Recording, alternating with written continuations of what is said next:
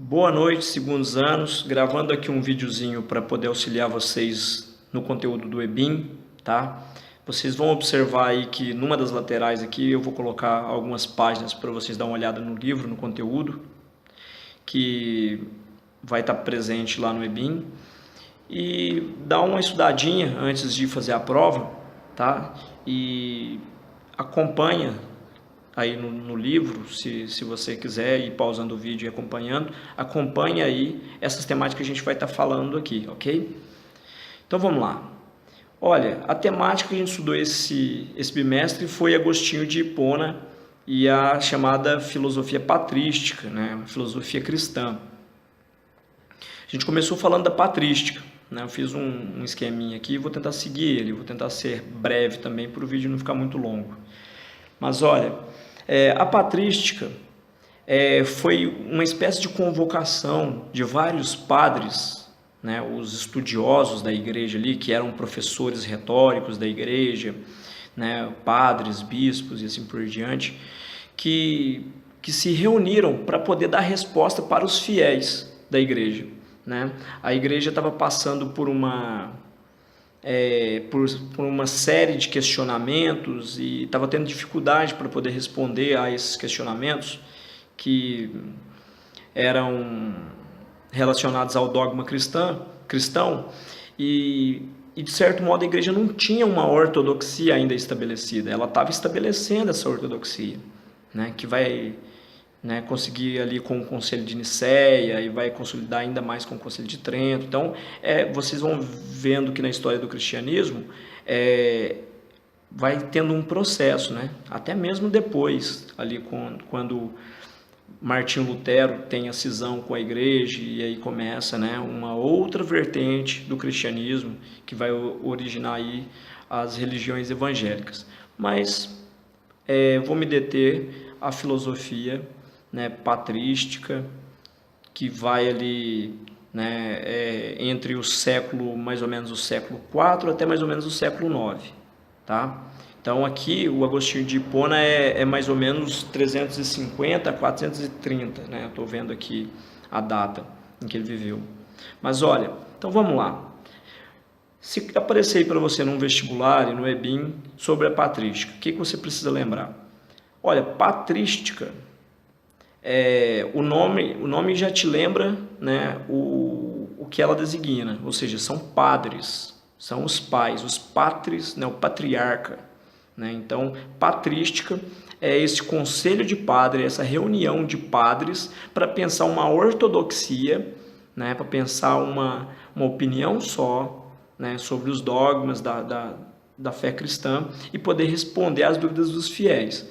Vários fiéis colocando dúvidas ali para a igreja, né? Coisas do tipo, se Deus criou todas as coisas, quem teria criado o mal então? Né? Então era um tipo de pergunta que era feito para a igreja. Outra coisa, se o mal existe no mundo, por que Deus não acaba com o mal no mundo, se Deus é bom? Né? Outra pergunta, se Deus é bom e quer acabar com o mal, mas não consegue, então ele é todo poderoso? Né? Era outro questionamento. E por aí ia, né? Então, eram vários os questionamentos. Então, a igreja se vendo pressionada, até então ela tinha usado como artifício para manter a fé a violência, né? Então, a igreja ela foi violenta durante o seu processo, né? Até o Papa já se pronunciou a respeito disso aí, né? Pedindo perdão pelos erros da igreja, né, incipiente, lá no princípio. Então, a igreja vai percebendo que só essa estratégia não funciona. Eles precisavam dar resposta para as pessoas. Então, eles convocaram as pessoas mais capacitadas para poder responder às dúvidas dos fiéis. Uma dessas pessoas era Agostinho de Hipona, né, que depois vai ser canonizado pela Igreja Católica e se tornará Santo Agostinho. Então, no seu vestibular pode aparecer tanto Agostinho de Hipona quanto Santo Agostinho. É a mesma pessoa, ok? É o mesmo filósofo. Então, sobre a patrística, o que você precisa lembrar? Então, que é esse conselho de estudiosos, né, de padres estudiosos e as suas produções, os seus escritos, tentando estabelecer o que é a fé cristã, né, dar resposta para as pessoas. de modo que a igreja parasse de perder os seus fiéis e expandisse ainda mais, ok? Então a patrística é isso daí. Outro ponto que a gente precisa estabelecer. Olha, o Agostinho de Hipona, ele nasceu em Tagaste, que é uma cidade africana, e depois ele morre em Hipona, na Argélia. Ou seja, ele é um filósofo africano. Então, a Igreja Católica, você vê que a cultura dela é europeia, mas as bases dela, por exemplo, boa parte das bases dela foi estruturada por um africano, que é o Agostinho de Hipona. Ele é chamado de Hipona porque ele ficou conhecido por ser bispo de Hipona, porém ele nasceu em Tagaste e vai morrer depois em Hipona, ok? O período que ele viveu, ele nasceu em 354 e vai falecer em 430, né, da era cristã. Mas olha, o Agostinho de Hipona, ele tem um trajeto ali que ele vai empregar esse conhecimento dele na filosofia para poder organizar o cristianismo. Então, a gente entendendo esse trajeto, a gente entende bastante da filosofia dele. Primeira questão, olha, ele vai se tornar cristão com 32 anos de idade. Até então ele não era cristão, certo? Ele era um professor de retórica, um dos melhores que tinha ali naquela época. Ele, a princípio, ele adotou o maniqueísmo, né, como uma religião, como uma filosofia, né? O maniqueísmo é uma seita persa, né, que foi criada por um persa chamado Mani, e era defendida ali como princípio duas forças, né, que eram opostas. Então, para eles, o mundo era dividido entre duas forças, o bem e o mal. E o bem era oriundo das coisas do espírito, né, das coisas que não são materiais, e o mal das coisas materiais. Isso é o maniqueísmo, acreditar que o mundo é polarizado em duas forças, o bem e o mal, certo? Então, Agostinho, no princípio, ele era maniqueísta. Então, ele acreditava nessas duas forças aí. Depois de um certo tempo, ele abandona essa crença e ele se torna um cético, né? Então, ele vai adotar o ceticismo. O ceticismo é aquele que vai exigir, né, provas concretas para poder acreditar em algo, para poder formar um conhecimento, né? Então, ele precisa de um conhecimento empírico, ele precisa de uma prova para poder acreditar. Então, o Agostinho ele vai se tornar um cético e muito próximo do platonismo, né? Então, você vai ver a filosofia platônica dentro do pensamento dele, tanto que no bimestre anterior, né, quando a gente foi falar lá sobre as estruturas do platonismo, eu ainda chamava a atenção né, de vocês, olha, guardem esses conceitos aqui, porque depois vai aparecer na filosofia cristã de Agostinho de Hipona. Então, agora a gente vai ver um pouquinho disso. Porém, ele não é platônico, ele é neoplatônico, ou seja, ele modifica um pouco a estrutura do platonismo, né? A hora que a gente chegar ali mais ou menos no pensamento dele, a gente vai ver o que muda, tá? Então, primeiro ele é maniqueísta, depois ele se torna ceticista, né? Então ele se torna um cético, vai acreditar no ceticismo, e aos 32 anos, já desesperado, né, porque ele conta na obra Confissões dele, o sofrimento dele em tentar se encontrar no mundo e vivendo, né, ele conta, né, que ele vivia nas festas, no frevo mesmo, né, e ali ele vai contando da vida de pecado que ele teve, até que aos 32 anos, num momento ali de desespero, ele se converte ao cristianismo, e quem auxilia ele é o Ambrósio, né, que também é um retórico, é um professor de retórica chamado Ambrósio, que depois pela igreja também se torna Santo Ambrósio, né? Então, estou seguindo aqui um cronograma para ver se eu não estou esquecendo de nada, né? Então, lembrando, primeiro o Agostinho é maniqueísta, depois ele se torna aí neoplatônico, né, que é um pensamento pagão. Pagão é aquele pensamento que não é cristão, ok? Não tem nada relacionado com o fato de ser bom ou de ser mal, não, ok? Então, o neoplatonismo dele, né, ele adota o platonismo ali, que depois vai incorporar o neoplatonismo. E aí, o Agostinho começa, aos 32 anos, a pensar as questões da igreja e auxiliar aí na patrística. Então, as contribuições que ele vai dar é o seguinte: lembra do platonismo, que a gente falou de um mundo, de uma região superior, né, que é chamado de mundo das ideias, e de uma região que seria equivalente a esse mundo nosso aqui, uma região inferior, que é chamado de mundo sensível? Ele vai pegar essa estrutura, né, em cima dessa estrutura ele vai projetar parte de sua filosofia. Só que a região superior ele vai chamar de cidade de Deus, e a região inferior ele vai chamar de cidade dos homens. E aí ele vai dizer assim, que os eleitos, aqueles que foram escolhidos por Deus, né, que receberam ali a capacidade da salvação, que não são todos, daqui a pouco eu vou falar um pouco sobre, aqueles que são eleitos, têm a possibilidade de compor a cidade de Deus, né, se até lá eles não perderem essa salvação. Então, não basta apenas ser eleito. Então, ser eleito é receber a chave da salvação nas mãos, porém, você só se salva com o seu esforço pessoal, ok? E não cometendo mal, certo? E aí, esses comporiam, então, a cidade de Deus, e aqueles que não são eleitos comporiam a cidade dos homens, que não significa que é um lugar ruim, né? Tipo, não é um lugar mau, mas é um lugar que impera o livre-arbítrio e aí pode ali, né, ter o mal como consequência.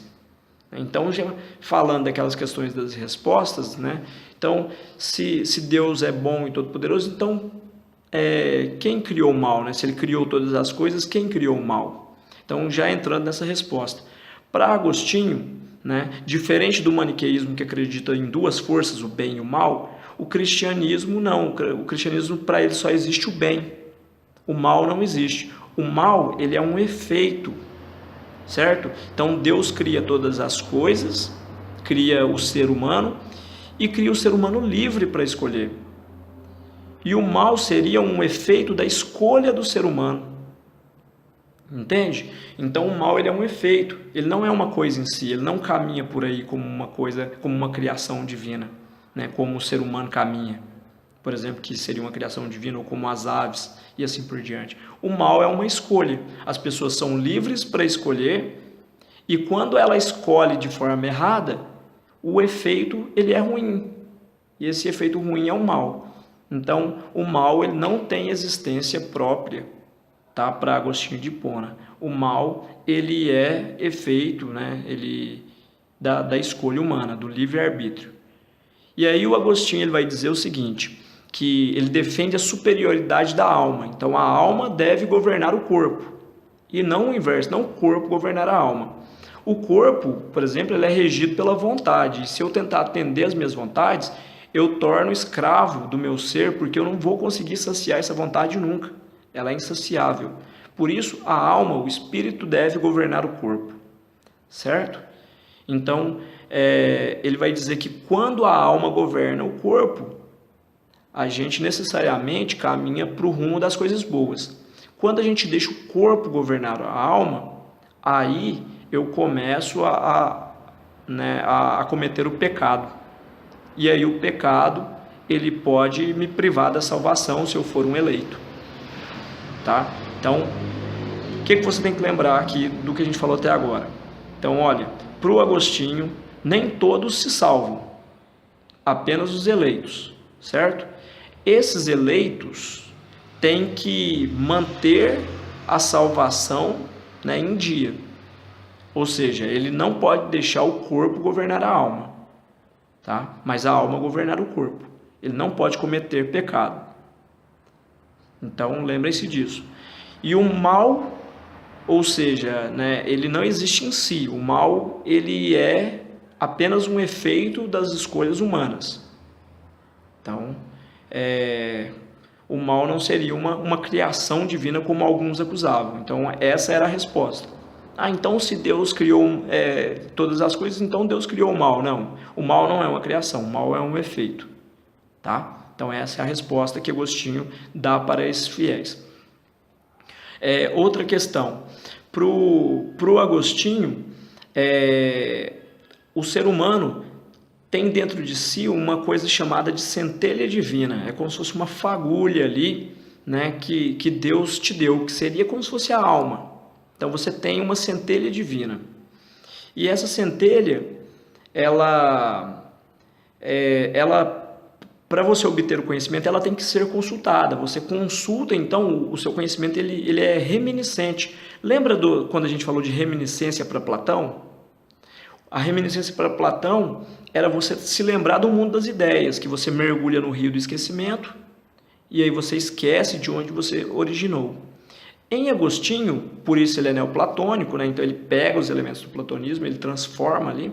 Então, para o Agostinho, você tem que consultar o conhecimento, ele é fruto também de uma reminiscência, mas essa reminiscência ela é olhar para dentro, olhar com os olhos da alma, né? Então olhar para o interior, é consultar o demagistro, ou seja, o mestre interior, que é o Cristo interior que existe dentro de cada um. Então conhecer as coisas é olhar para dentro de si, né? Então a alma ali, né, a centelha divina, ela já teria esse conhecimento impresso nela. Então Deus já muniu cada um do conhecimento e você precisa apenas exercer a reminiscência, o ato de olhar para dentro, né, através do Cristo interior, certo? Por que tem essa diferença, né? Então isso aqui não pro EBIM, tá? Mas pro vestibular aí, se cair uma questão aberta sobre. Porque se ele aceitar o platonismo, lembra que no platonismo o demiurgo modela esse mundo, ele apenas dá forma, certo? E o mundo das ideias, por exemplo, seria o modelo ideal.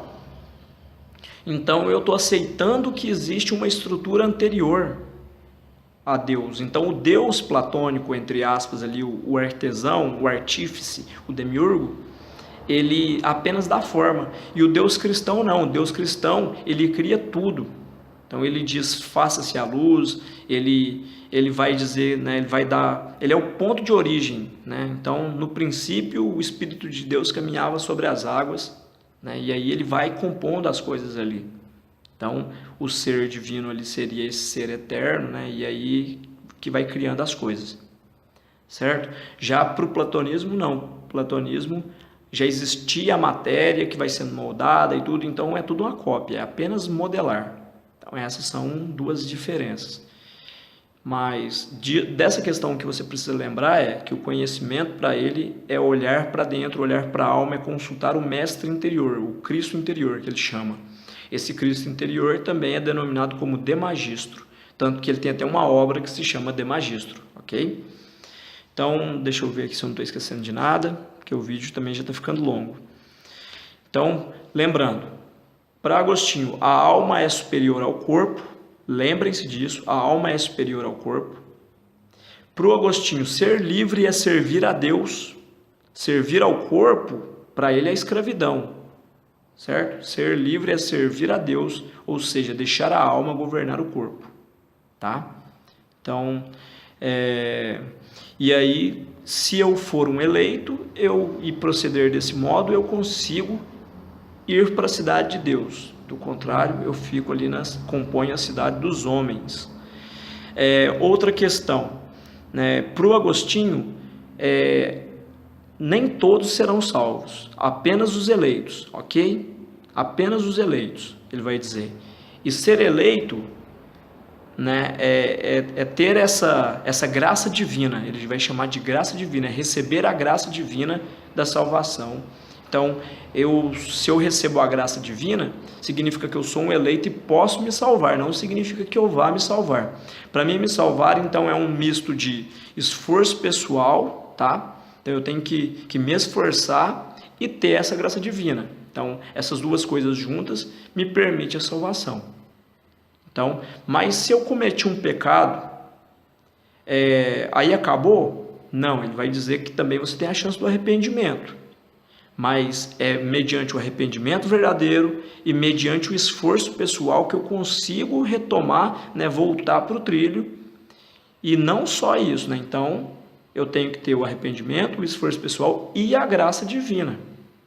Então esse dispositivo aí você não pode esquecer dele, que é a graça divina. Ou seja, é o que me torna um eleito, é ter recebido essa graça divina, tá? Então o Agostinho vai dizer que apenas quem recebe essa graça divina será eleito, tá? Então é isso. Então já falei aqui, né, da inversão. Então ele vai dizer que também que muitas vezes no livre-arbítrio eu deixo o corpo governar a alma. E aí isso gera o pecado, né? Isso gera o sofrimento, isso gera a dor, gera o mal e assim por diante, tá? Falei da graça divina, falei dos eleitos e predestinados, então somente alguns são eleitos e predestinados, tá? Falei da superioridade da alma, né? Falei do neoplatonismo, falei do maniqueísmo. Então, outra coisa que também que eu não está aqui nesse manual que eu estou seguindo aqui, não está nele, mas eu vou, né, falar aqui, que pode aparecer num vestibular. Olha, o Agostinho, ele tenta conciliar razão e fé cristã. Ele vai tentar explicar a fé cristã de uma forma racional, tá? Ele vai tentar, tanto que ele vai utilizar de um pedaço, de uma parte do platonismo, né, que é o que faz dele neoplatônico, tá? E ele vai usar muito ali do conhecimento dele, né, enquanto professor de retórica, né, enquanto sábio que ele é, para poder dar as respostas, tá?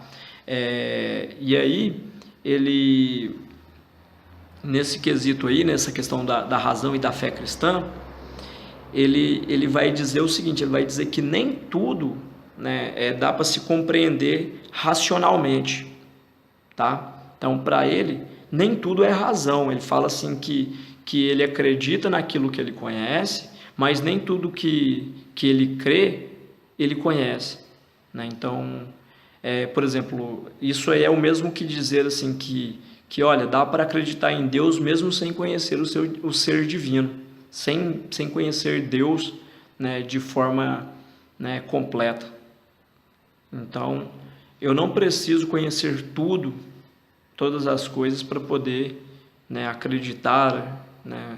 Eu não preciso, né, como ele defendia antes, né, no ceticismo, né, ter a comprovação para acreditar. Tem coisa que dá para acreditar sem conhecer. Então, isso faz dele aí esse racionalista, né, cristão, né, vamos dizer assim, diferencia ele do platonismo, por exemplo. Então aqui, né, fala da liberdade humana, né, então ele fala que o pecado ele reside então aí do livre-arbítrio, que é a tentativa de satisfazer a vontade. É isso, né? Eu acho que esses são os pontos principais, e se você se atentar para esses itens aí, você vai conseguir, né, fazer o EBIM tranquilamente. Nos vestibulares também você vai conseguir sair bem, né? Mas não descuida, tá? Então dá uma estudadinha. Então, ó, lembra lá da patrística, que é esse conselho de padres reunidos, tá? Para tentar pensar soluções para o que é a fé cristã, né? Os textos desses padres. Lembra aí do que é o neoplatonismo, tá? Ou seja, ele pegou elementos do platonismo para poder compor a própria filosofia dele. Lembra aí do que é o maniqueísmo. O maniqueísmo é essa defesa de que existem duas forças que regem o mundo, o bem e o mal. Para o cristianismo não existe isso, para o cristianismo existe só o bem, tá? Deus é o ápice da bondade, tá? Não tem nenhum resquício de mal em Deus. O mal é um efeito da escolha humana, tá? Então, para ele, para o Agostinho, você lembra que o mal então é oriundo do livre-arbítrio, tá? Então ele vai até falar nas obras dele, ele vai falar do pecado original lá de Adão e Eva, né? Então ele vai falar até mesmo, né, vai mencionar lá, por exemplo, o anjo luz que faz as suas escolhas, né? Se afastar de Deus e assim por diante. Então é uma escolha, então somos livres para poder escolher. E para o Agostinho, liberdade é servir a Deus, e ele vai defender a superioridade da alma sobre o corpo, ou seja, a parte metafísica governando a física, né? Então, se a gente fosse falar de forma platônica, a realidade suprassensível governando a realidade sensível. Sobre a questão de quem é eleito, apenas alguns são eleitos, e tem que ter um esforço pessoal aí. E conhecimento para Agostinho é reminiscência, e reminiscência para Agostinho, né, a reminiscência cristã de Agostinho, é olhar para o mestre interior, é olhar para dentro de si, é olhar para o interno, tá? É olhar para a centelha divina, que é essa dádiva que você recebe, né? Que é a alma, que é essa fagulha, ok? Então, boa sorte. Eu vou elencar aí algumas páginas para vocês estudarem, tá? Eu vou colocar em algum local aqui nas laterais, ou então eu vou colocar aqui nos comentários aqui embaixo do vídeo, né? Vai aparecer em algum lugar. E é isso, tá? Boa sorte para vocês, dá uma estudadinha aí antes do EBIM, tá? E quando forem fazer o vestibular, dá uma revisadinha no conteúdo, e é só correr pro abraço, ok? Então, boa sorte e a gente se vê. Até a próxima.